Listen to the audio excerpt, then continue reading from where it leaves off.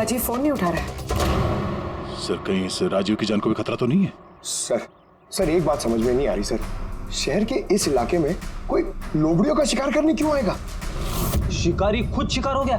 मुझे तो यहाँ दूर दूर तक कोई भी लोमड़ी नजर नहीं आ रही है। रेडी पंकज चुप रहो। ये फॉक्स हंटिंग सीक्रेट कोड है और इसका राज सिर्फ राजीव ही बता सकता है। राजीव के घर जाके पता लगाना पड़ेगा।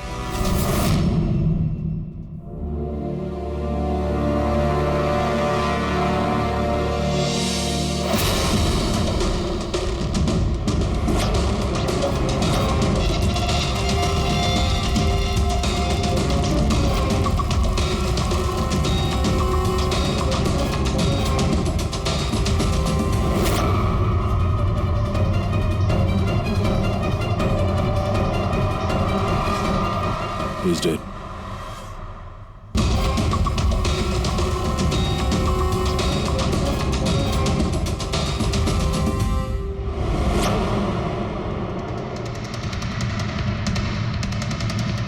सर राजीव है सर, इसने अपने दोस्त की जान बचाने के लिए हमें फोन किया था और किसी ने इसी को मार दिया।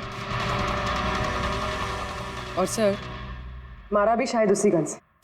ये देखिए .380 की बुलेट शेल्स, ठीक वैसे ही जैसे शशांक की बॉडी के पास में। ये कोई आपसे दुश्मनी का केस लगता है। किसी की राजीव और शशांक से कोई गहरी दुश्मनी होगी। खूनी तक पहुंचने के लिए सुराग हमें इस घर से ही मिलेगा। सर यहाँ तो बहुत सारे पजल के बुक्स और गेम्स हैं। सर डेस्कटॉप पे भी बहुत सारे पजल गेम्स हैं।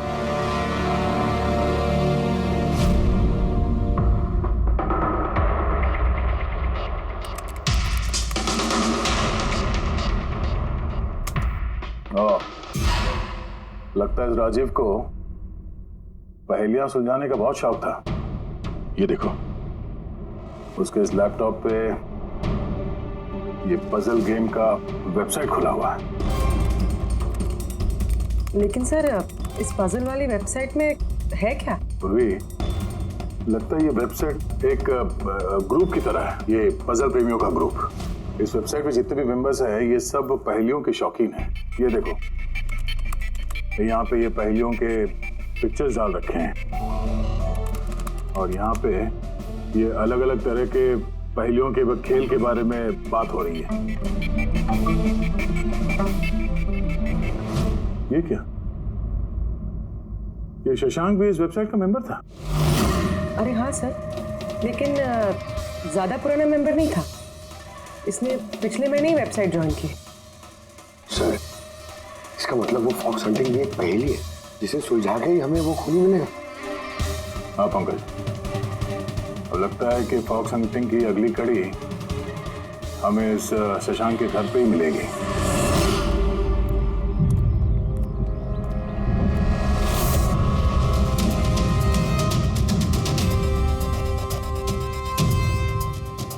ताला लगा हुआ है दरवाजे पे। लगता है शशांक यहाँ अकेला ही रहता है। कमाल है, आज तो शशांक के यहाँ बहुत मेहमान आ रहे हैं। नमस्ते जी। कौन? विकास तुम हो क्या? मैं वो नहीं हूँ जो आप समझ रहे हैं। मैं इंस्पेक्टर दया, सीआईडी से। सीआईडी वाले दया? अरे तुम्हारा तो बहुत नाम सुना है, बहुत कहानियां सुनी है तुम्हारी। शाबाश, ऐसे ही देश का नाम रोशन करते रहो। Thank you. हम लोग यहाँ शशांक जी से मिलने आए थे। शशांक? हाँ। क्या हुआ शशांक? नहीं, कुछ हुआ नहीं उसे। कोई और भी आया था शशांक के घर पे? हाँ, 20-25 मिनट पहले कोई आया तो था।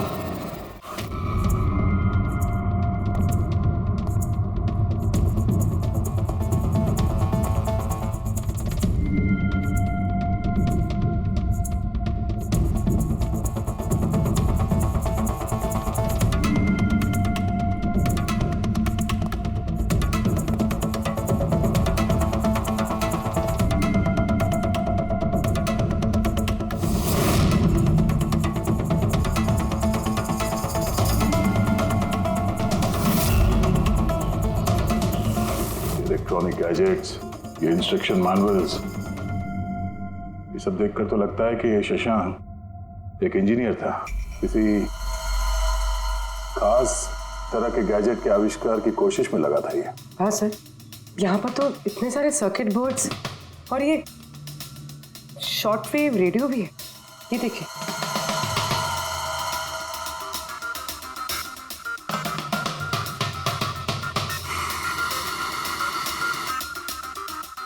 इस जगह पे सामान सब जिस तरह से बिखरा हुआ है, ऐसा लगता है कि यहाँ हमसे पहले कोई आया था इस कमरे की तलाशी के लिए। लगता है वो किसी खास चीज की तलाशी के लिए आया था। सर कहीं वो आदमी तो नहीं जिसके बारे में वो बता रहे थे कि हमसे पहले आया था? सर कहीं इस घर की चाबी तो नहीं है उसके पास? हो सकता है खूनी के पास शशांक के घर की चाबी हो सकती है, मुमकिन है। पर अहम सवाल ये है कि वो यहाँ ढूंढने क्या आया था, और जो चीज वो ढूंढने के लिए आया था वो उसे मिला है या नहीं। लेकिन सर यहाँ पर तो इतना सारा सामान है, हमें पता कैसे चलेगा कि कोई सामान गायब हुआ भी है या नहीं? पूरी पहले तो हमें ये पता करना होगा कि राजीव और शशांक की दोस्ती कितनी गहरी थी, और ऐसे किस चीज में ये लोग फंसे थे जिसकी वजह से इनकी जान चली गई। सर राजीव और शशांक की तो मौत हो चुकी, हमें कैसे पता चलेगा कि उनकी दोस्ती कितनी गहरी थी? पता चलेगा, पजल वाली वेबसाइट के बाकी के मेंबर से पता चलेगा। तो मतलब कभी तुम रोनी, आशीष और प्रकाश शशांक और राजीव के साथ वेबसाइट पर रेगुलरली बातें करते थे? जी एसएम सर। क्या तुम लोगों को किसी पे शक है कि उसने इन दोनों का खून किया? मालूम नहीं सर। अच्छा ये तो मालूम होगा, ये फॉक्स हंटिंग क्या है? सर आपको फॉक्स हंटिंग के बारे में कैसे पता? जाहिर सी बात है, ये लोमड़ी का शिकार तो हो नहीं सकता। असली बात क्या है ये बताओ। सर मतलब समझाना इतना आसान नहीं है, ये एक लंबी कहानी है। शुरू करो कहानी। सर कुछ 1 महीने पहले ही शशांक हमारी वेबसाइट का मेंबर बना था, पर उसे हमारी तरफ पहेलियों का शौक नहीं था। तो फिर? सर दरअसल उसे अलग अलग तरह के गैजेट्स का शौक था, और वो ये दावा करता था कि हमारे सामने एक ऐसी पहेली रखेगा जिसे हम कभी सुलझा नहीं पाएंगे। अच्छा तो क्या थी वो पहेली? सर उसने खुद का एक शॉर्ट वेव रेडियो बनाया था, और अलग अलग तरह के स्टेशंस को चेक करते करते वो एक खास तरह के स्टेशन पर पहुंचा, जिस स्टेशन का नाम था नंबर स्टेशन। Number station? ये इसका नाम तो कभी सुना नहीं। अच्छा इस पे नए गाने आते हैं कि पुराने गाने आते हैं? अजीब बात तो यही थी सर, उस स्टेशन पर कोई गाने आते ही नहीं थे, सिर्फ और सिर्फ नंबर आते थे सर। ये कैसा रेडियो स्टेशन है जहाँ पे सिर्फ नंबर्स आते हैं? सर नंबर भी हर वक्त नहीं आया करते थे, उनके आने का भी खास दिन और खास वक्त हुआ करता था। सर लगता है इन नंबर्स के बहाने कोई किसी को खास मैसेज दे रहा है, सीक्रेट मैसेज। शशांक ने उनके कई ब्रॉडकास्ट सीजन रिकॉर्ड किए थे, और हम लोगों से कहा था कि हम उन नंबरों के तोड़ निकालें ताकि पता चल सके क्या गुप्त संदेश भेजे जा रहे हैं। तो क्या तोड़ निकाला इन नंबर्स का? नहीं सर, उनका तो सर हम तोड़ नहीं निकाल पाए, मगर राजीव ने कुछ दिन पहले बताया था कि उसे इस वेबसाइट के नंबर्स का राज पता चल गया। तो क्या राज था उन नंबर्स का? सर वो तो राजीव ने कभी हमें बताया नहीं सर। हाँ, पर बाद में राजीव और शशांक इस बारे में अकेले में बात करने लगे थे सर। देखो हम फॉक्स हंटिंग की बात कर रहे थे, वो बताओ। फॉक्स हंटिंग ट्रांसमीटर हंटिंग का ही दूसरा नाम है। Transmitter hunting? जब कोई एक खास तकनीक से रेडियो ट्रांसमीटर के लोकेशन को ट्रैक करने की कोशिश करता है तो उसे हमारी भाषा में फॉक्स हंटिंग बोलते हैं। मतलब शशांक जरूर इस नंबर स्टेशन की लोकेशन ढूंढने की कोशिश कर रहा होगा। और कोई तो था जो नहीं चाहता था कि शशांक वो रेडियो स्टेशन पहुंचे, इसलिए उसने उसे मार दिया। आशीष, इन नंबर्स की रिकॉर्डिंग चाहिए हमें, सारी की सारी। तो ये है हमारी सीआईडी टीम, ये इंस्पेक्टर अभिजीत, इंस्पेक्टर। सर देश के सबसे जाबाज ऑफिसर्स को कौन नहीं जानता है? ये लोकेश है, लिंग्विस्टिक्स और मैथमेटिक्स का एक्सपर्ट। भाषा और संख्याओं का इतना ज्ञान है इनके पास जो शायद ही और किसी के पास हो। तो लोकेश जी क्या लगता है आपको, ये मोबाइल और इंटरनेट के जमाने में कोई नंबर स्टेशन का इस्तेमाल क्यों करेगा संदेश भेजने के लिए? अभिजीत, ये नंबर स्टेशन का इस्तेमाल बहुत पुराना है। इनफैक्ट सेकेंड वर्ल्ड वॉर में भी कई देश की सेनाएं ये तकनीक यूज करती थी अपने उन एजेंट्स तक पहुंचने के लिए जो दूसरे देशों में थे। हाँ, मानते हैं कि इस वक्त मोबाइल इंटरनेट का जमाना है, पर मोबाइल इंटरनेट से दिए गए मैसेजेस बहुत आसानी से ट्रेस हो सकते हैं। एग्जैक्टली, इसीलिए तो ये वही तरीका इस्तेमाल कर रहे हैं, सेकेंड वर्ल्ड वॉर वाला। अब लोकेश पता ये लगाना है कि इन संख्याओं के पीछे असली मैसेज क्या है। Sure sir. वैसे ये मैसेजेस कौन सी रेडियो फ्रीक्वेंसी पर आए थे? 3.22 नैनोहर्ट्ज।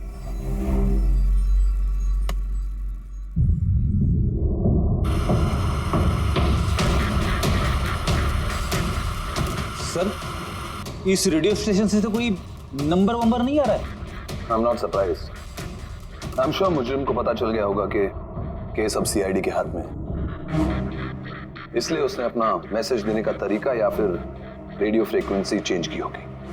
तो नया चैनल ढूंढने में कितना वक्त लगेगा? बहुत मुश्किल है दया। एक नया चैनल ढूंढना मतलब रेगिस्तान में सुई ढूंढने के बराबर है। महीनों या तो सालों भी लग सकता है। नहीं लोकेश, हमारे पास वक्त भी नहीं है उतना। एक काम करते हैं, पुराने रिकॉर्डेड मैसेजेस सुनते हैं। लोकेश जी, ये मैसेजेस हफ्ते में 4 बार भेजे जाते हैं, मंडे, ट्यूसडे, वेडनेसडे और थर्सडे को। ये मैसेज सबसे पहले हफ्ते के सोमवार को ब्रॉडकास्ट हुआ था उस नंबर स्टेशन पे। आंखों ही आंखों में इशारा हो गया। 1 9 4 2 3 4 5 7 0 9 3 5 2। आंखों ही आंखों में इशारा हो गया। 9 2 3 4 0 5। आंखों ही आंखों में इशारा हो गया। 6 7 2 7 1 1। आंखों ही आंखों में इशारा हो गया। 5 2 1 8 0 7। नो प्लीज टेल मी, ये संदेश चारों दिन एक ही समय पर आए थे कि अलग अलग टाइम पर? नहीं, एक ही टाइम पे, रात 12 बजे। और फिर हर 2 घंटे बाद इन नंबर्स को रिपीट किया गया था। और इसके अगले हफ्ते के नंबर्स यही थे या दे वर डिफरेंट? नंबर्स तो अलग थे, लेकिन पैटर्न सेम था। मंडे को 13 नंबर्स, ट्यूसडे, वेडनेसडे और थर्सडे को 6 नंबर। इससे साफ जाहिर होता है कि जो मुजरिम है रोज अलग अलग मैसेज भेजते हैं, और ये जो मैसेज ये लोग भेजते हैं वो एक मैसेज 4 हिस्सों में कर भेजते हैं। लोकेश जी, 1 मिनट प्लीज, मुझे कुछ समझ में नहीं आया, आप फिर से समझाएंगे? मैं समझाता हूं, जरा पेपर देना था।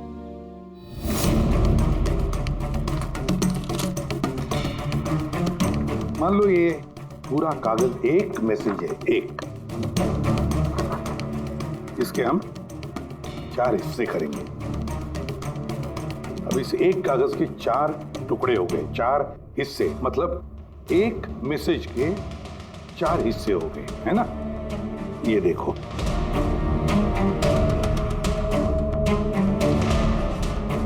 ये रहा मंडे का, ये रहा ट्यूसडे, वेडनेसडे और ये थर्सडे। तब ये सोमवार, मंगलवार, बुधवार और गुरुवार, ये 4 हिस्से जब एक होते तो एक पूरा मैसेज उनको मिलता था, है ना लोकेश? अभी नंबर्स को देखकर क्या लगता है तुम्हें, क्या मतलब है उसका? सर, ये नंबर्स के पीछे छुपा राज जानने के लिए मुझे 1 टाइम पैड की जरूरत पड़ेगी। 1 टाइम पैड ये क्या है? जैसा कि मैंने आपको बताया, ये टेक्निक वर्ल्ड वॉर 2 में यूज होती थी। उस वक्त हर एक देश अपने स्पाइस को एक 1 टाइम पैड देता था, जिससे वो जो कोड्स हैं उनको डिसाइफर कर सके, जो सूचना है उसका मतलब निकाल सके। इसे कहते हैं 1 टाइम पैड। तो राजीव और शशांक के हाथ भी ये 1 टाइम पैड लग गया होगा, इसीलिए वो एक ऐसी पहेली तक पहुंच गए जो उनके लिए जानलेवा साबित हुई। ठीक है, इस राजीव और शशांक के घर जाके पता लगाना पड़ेगा इस 1 टाइम पैड के बारे में।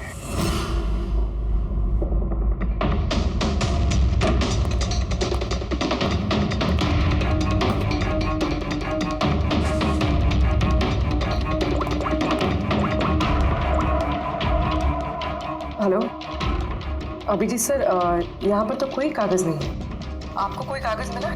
हम लोग शशांक के घर में ही हैं, देख रहे हैं।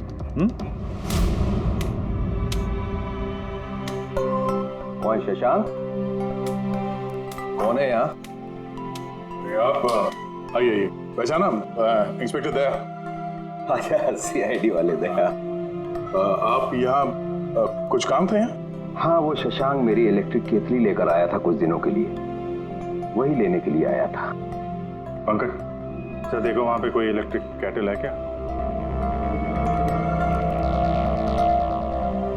सर ये इलेक्ट्रिक केटल तो शशांक की है, इंटरनेट से मंगाई उसने, ये बिल है साथ में। नहीं, ये इलेक्ट्रिक केतली मेरी ही है। लगता है आपको कोई गलतफहमी हो रही है। ये केटल तो शशांक नहीं खरीदा था। नहीं दया, मुझे कोई गलतफहमी नहीं हो रही है। तुम्हारा ये ऑफिसर या तो झूठ बोल रहा है और या मेरी तरह अंधा हो चुका है। अरे बदतमीजी क्यों कर रहे हैं? मुझे दिखाई देता है और मैं झूठ नहीं बोलता हूँ। यहाँ पे बिल्स हैं, ये इलेक्ट्रिक केटल, इलेक्ट्रिक कंपोनेंट्स, ये सर्किट बोर्ड और ये किताबों का बिल। क्या कहा? शशांक ने किताबें खरीदी? एक और झूठ। अरे नो झूठ, ये मेरे हाथ में बिल्स हैं। शशांक किताबें खरीद ही नहीं सकता। एक मिनट, आप ये ऐसा क्यों कह रहे हैं? क्योंकि उसे डिसलेक्सिया है। डिसलेक्सिया? हाँ, डिसलेक्सिया। इस बीमारी से पीड़ित लोगों को पढ़ना ही अच्छा नहीं लगता। किताबें खरीदना तो बहुत दूर की बात है। पंकज वो किताबें कहाँ हैं? सर किताबें तो नहीं है, ये खाली डब्बा है। ओह, इसका मतलब है खूनी यहाँ किताबें ढूंढने आया था। तो वो किताबें ही वन टाइम पैड है जिसकी हमें तलाश है। ये कितनी किताबें? चार हफ्ते के लिए 4 किताबें। कौन कौन सी बुक्स हैं? तो ये है वो 4 किताबें जो शशांक के लिए ओटीपी का काम कर रही थी। Bye bye son, high like a kite, the great cyber height, stone age. और इन्हीं किताबों में वो मैसेजेस भी छुपे हैं जो मुजरिम एक दूसरे को भेज रहे थे। सर सोमवार को ये लोग 13 नंबर्स भेजते हैं, यानी इन 13 नंबर्स का मतलब इन किताबों से मालूम पड़ेगा। मालूम पड़ेगा नहीं पूर्वी, मालूम पड़ गया समझ लो। देखो, जैसे इंसानों की उंगलियों के निशान, फिंगरप्रिंट्स एक जैसे नहीं होते, किसी के भी एक जैसे नहीं होते, वैसे ही हर किताब का अपना एक ISB नंबर होता है, इंटरनेशनल स्टैंडर्ड बुक नंबर। वो 2 किताबों का एक जैसा हो ही नहीं सकता। और ISB नंबर 13 डिजिट का होता है। किताब के पीछे ये बारकोड देख रहे हो, इसके नीचे लिखा हुआ है। इसे किताब का बारकोड भी कह सकते हैं।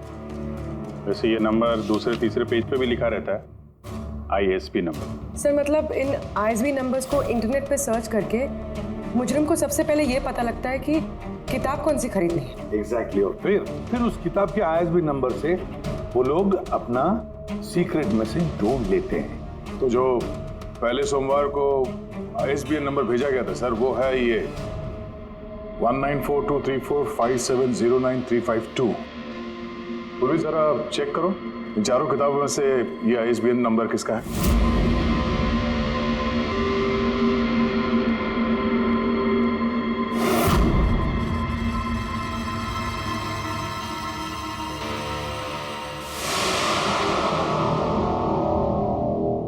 सर ये ISB नंबर बाय सन से मैच होता है। अरे वाह सर, ये तो बहुत आसान है, इसे तो कोई भी समझ सकता है। एग्जैक्टली। इसी तरह हफ्ते के बाकी 3 नंबर भी डिकोड किए जा सकते हैं। मतलब मंडे के दिन का तो उनको सीक्रेट मैसेज का पता चली गया, लेकिन बाकी 3 दिनों में किताब के पेज नंबर से, लाइन नंबर से और वर्ड नंबर से उन्हें मैसेज पता चल जाता। सर ये ट्यूसडे को आया message 923405, 92 page number 34 line 05 word, मतलब 92 नंबर पेज पे 34 लाइन 5वां word.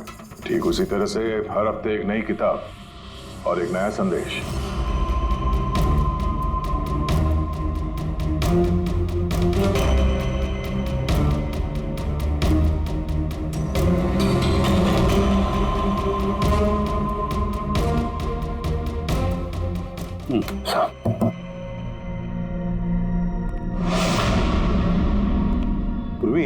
Sir.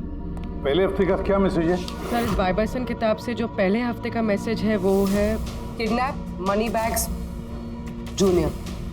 Kidnap money bag. Sir दूसरे हफ्ते आया था, ये किताब का नाम है द ग्रेट साइबर हाइस्ट। इसका मंगलवार को आया था सर रैंसमवेयर, और वेडनेसडे को अटैक, और थर्सडे को आखिरी मैसेज आया था ट्रिंग ट्रिंग ट्रिंग ट्रिंग। और तीसरे हफ्ते की किताब है sir high like a kite. High like a kite. और इसका संदेश है कंसाइनमेंट। कंसाइनमेंट। जी सर। बीच। बीच। साउथ। South Beach. सर ये जो चौथी किताब है, इस हफ्ते की किताब, द स्टोन एज, इसका मैसेज जो है ट्यूसडे के लिए black forest. Black forest. Wednesday का है गोज। बस इतना ही है सर, इट्स इनकम्प्लीट। आज गुरुवार है सर, ये अधूरा संदेश आज रात पूरा किया जाएगा।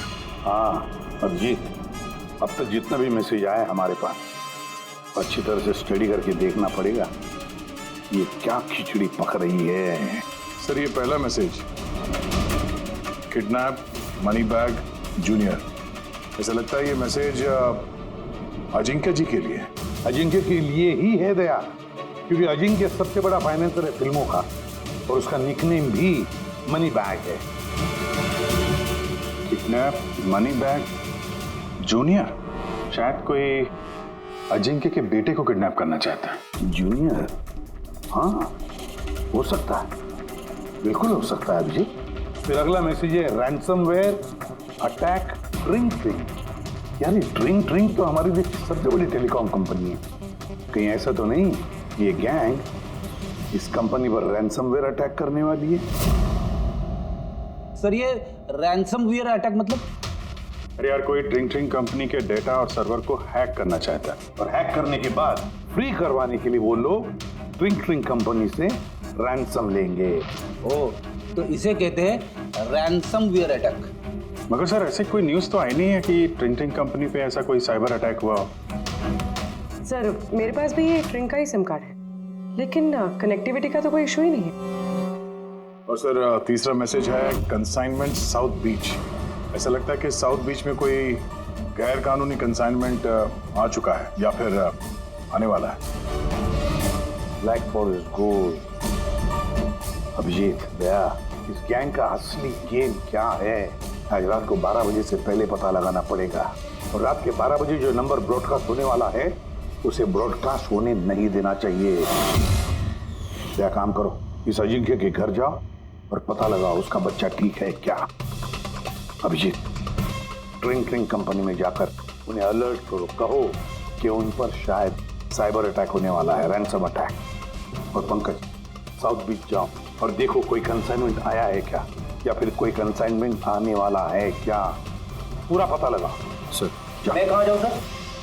हम कहीं नहीं जाएंगे, हम तीनों यहीं पर रुकेंगे ये पता लगाने के लिए कि इस गैंग को कैसे पता चला कि शशांक और राजीव ने उनके सारे मैसेजेस डिकोड कैसे किए।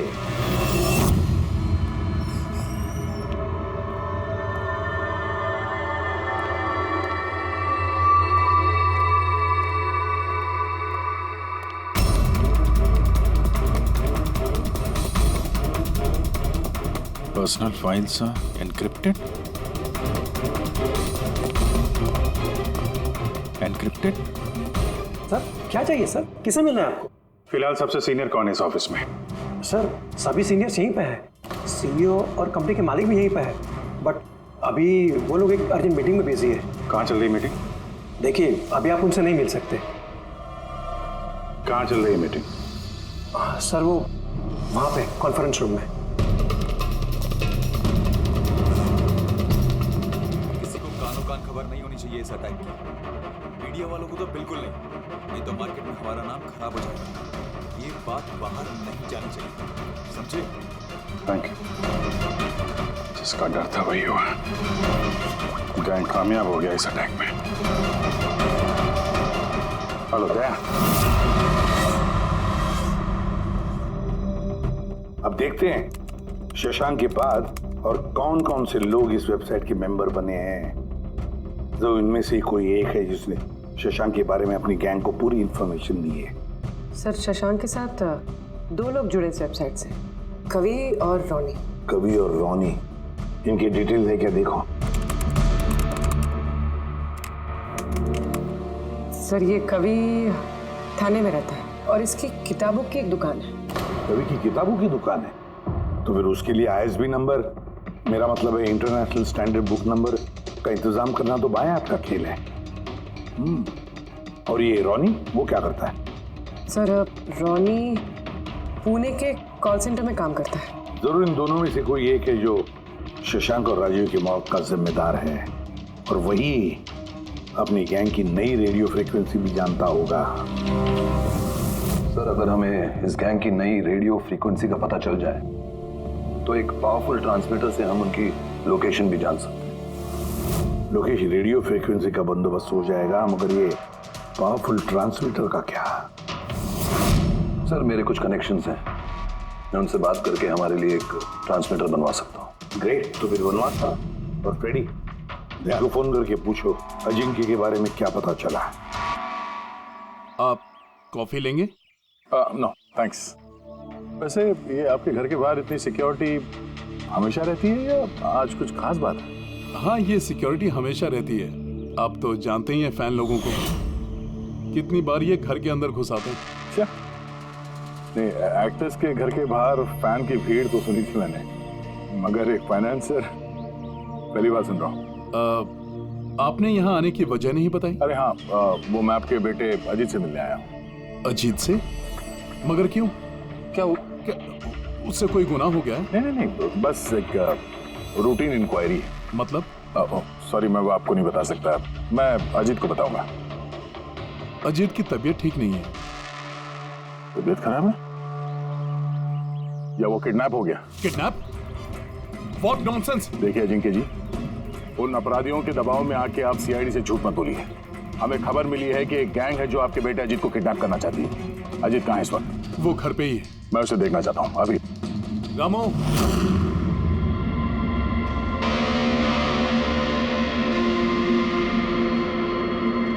अब तो तसल्ली हो गई। मैंने आपसे कहा था ना मेरा बेटा घर पर ही है, उसकी तबीयत ठीक नहीं है। जाओ बेटा, कमरे में जाके आराम करो। एक मिनट,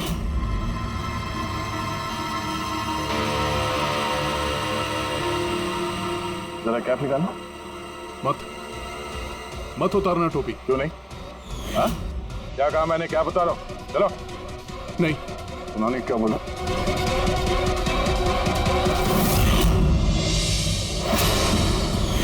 तो तुम्हारे कान को क्या हुआ? हाँ? क्या हुआ क्या ये? आपको इसकी जो किडनैपिंग की खबर मिली है वो बिल्कुल सच है, मगर अफसोस बहुत देर के बाद मिली। इसका किडनैप तो 3 हफ्ते पहले ही हो चुका था। 100 करोड़ रुपए देने पड़े मुझे उस किडनैपर को मेरे बेटे की जान बचाने के लिए। और उन लोगों ने चोट पहुंचाई इसे? उन्होंने पहले ही इसका एक कान काट कर मुझे भेज दिया था और फोन करके कहा कि अगर मैं पुलिस को कुछ भी बताऊंगा तो मेरे बेटे की जान ले सकते हैं वो लोग। I am so sorry. आपके बेटे के साथ जो हुआ वो तो हम बदल नहीं सकते हैं, पर मैं आपसे वादा करता हूँ उन मुजरिमों ने जो किया है उसकी सजा उन्हें जरूर मिलेगी। भगवान के लिए ऐसा कुछ मत करना। अगर उनको पता चला कि मैंने CID को सब कुछ बता दिया तो मेरे बेटे की जान भी ले सकते हैं। ऐसा कुछ नहीं होगा, मगर आपको हमें पहले ही बता देना चाहिए था। क्या गारंटी है कि ये सब करने के बाद वो किसी और मासूम के साथ ऐसा कुछ नहीं करेंगे? हाँ?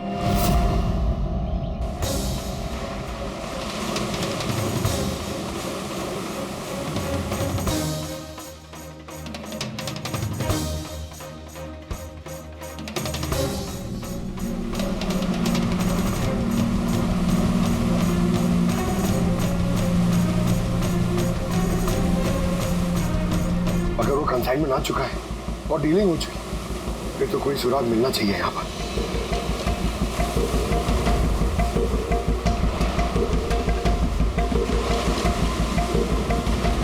ये निशान कैसे? इन्हें देख के तो लगता है जैसे कि कोई बहुत भारी सामान या डब्बा घसीटा गया है। और कोई सामान तो यहाँ पे नहीं दिख रहा। शायद कंसाइनमेंट ही होगा।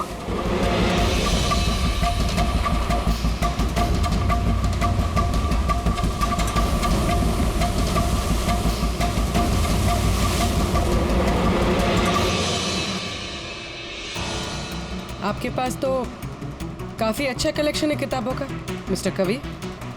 आप लोग यहाँ मुझे बुला लिया होता मैं ब्यूर आ जाता। हम लोग वीडियो चैट भी कर सकते थे फिर से। लगता है आपको हमारा यहाँ पर आना पसंद नहीं आया। जी नहीं, ऐसी बात नहीं है।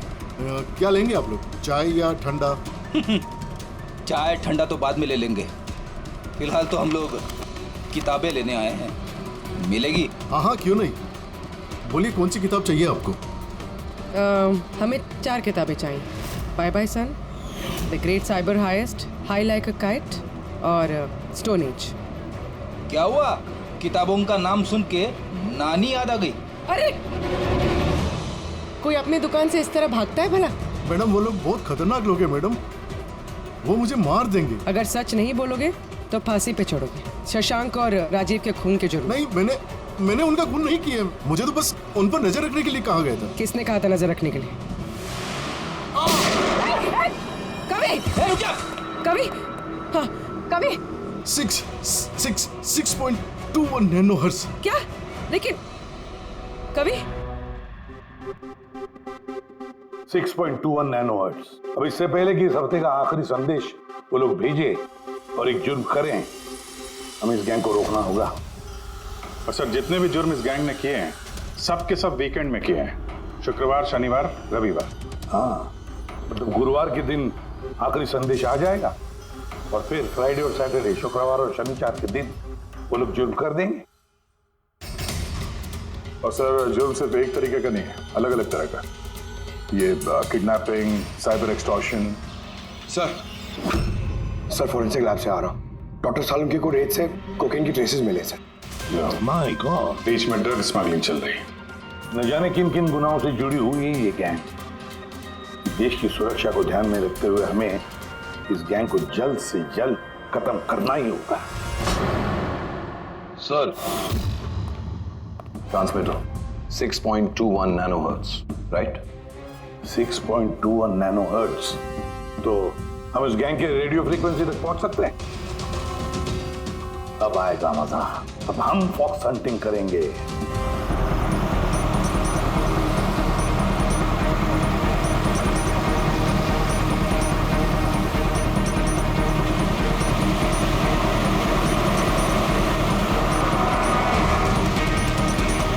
बस सर, यही सिग्नल दिखा रहा है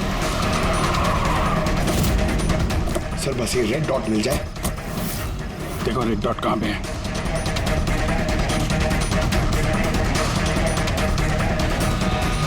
सर 12 बज रहे हैं। ये ब्रॉडकास्ट किसी भी वक्त हो सकता है। मैसेज मिस नहीं होना चाहिए। हाँ, किधर है? सर एक मिनट सर।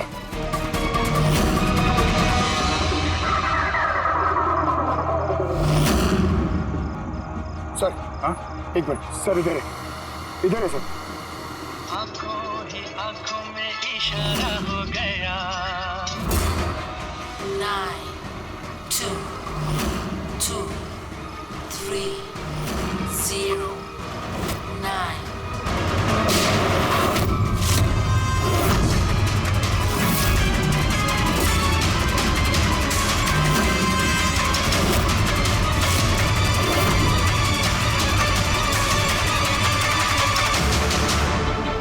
Oh no, इसने तो अपने आप को गोली मार ली। है? आई गैंग का लोगो। इस गैंग से तो हमारा सामना पहले भी हो चुका है। कौन है तुम्हारा बॉस और कौन कौन लोग शामिल है तुम्हारे धंधे में? इसका जवाब आप मेरे मुंह से कभी सुन नहीं पाओगे एसीपी साहब। इस गैंग में काम करने वाले अपने बॉस का नाम बताने के बजाय आत्महत्या करना ज्यादा पसंद करते हैं। ये तो गया, लेकिन अगला जुर्म होने से रोकना होगा। वो क्या नंबर है उसका देखो। मैसेज का क्या मतलब है? 92 number page 2309, 23 number line kaboom. Kaboom? Kaboom क्या होता है सर? कबूम मतलब धमाका। धमाका? मतलब कि कोई बम ब्लास्ट होने वाला है? पहले जो शब्द मिले थे हमें मैसेज से वो थे the stone age, black forest, ghost, और अब कबूम, ब्लैक फॉरेस्ट में धमाका। इसके पहले कि और मासूम लोगों की जाने जाएं, पता लगाना होगा ये धमाका कब और कहां होने वाला है।